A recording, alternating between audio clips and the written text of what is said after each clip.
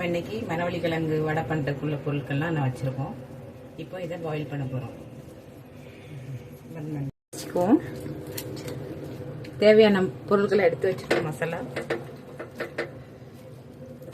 நல்லா மசிச்சுட்டு அரிசி மாவு போட்டு எல்லாம் மிக்ஸ் பண்ணிக்கிடுவோம். கிழங்கு நல்லா மசிச்சு வச்சாச்சுங்க. இப்போ அதுக்கு தேவையான பொருட்கள் எடுத்துக்கலாம். 2 பச்சை மிளகாய், 1 வரமிளகாய், இஞ்சி, கொஞ்சம் படி சோப்பு, கொஞ்சம் கொத்தமல்லி, இதெல்லாம் கொஞ்சம் பீஸ் பண்ணி வச்சுருக்கேன், பார்த்துக்கோங்க. அப்புறம் வெங்காயம் கட் பண்ணி வச்சுருக்கேன். அரிசி மாவு இப்போ எல்லாம் போட்டு மிக்ஸ் பண்ணிக்கலாங்க. தேவையான உப்பு போட்டுக்கலாம்.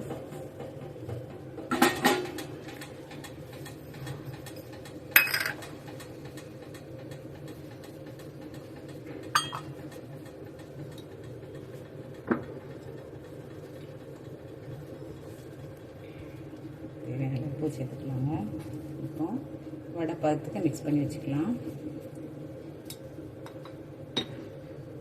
மாவு வடை பதத்துக்கு மிக்ஸ் பண்ணி வச்சாச்சு. அந்த மிக்ஸ் பண்ணுற நேரத்தில் கடாயில் எண்ணெய் ஊற்றி சூடாக வச்சுக்கோங்க.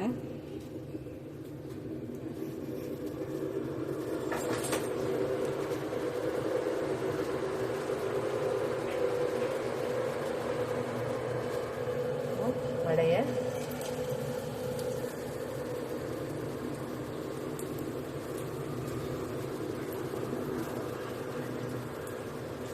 ஒன்றா வடை சேர்த்து எண்ணெயில் போட்டு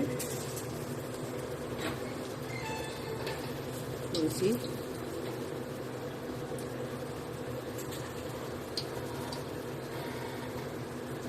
ஏற்கனவே நம்ம வேக வச்ச கிழங்குங்க இது. அதெல்லாம் கொஞ்சம் நேரத்தில் பொரிச்சு எடுத்துக்கலாம். சுவையான கப்பக்கிழங்கு வடை ரெடி.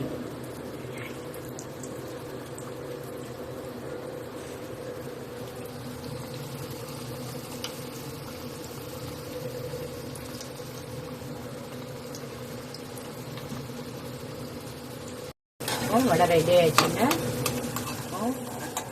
வாழையில வச்சு எடுத்துடலாம் வடைய.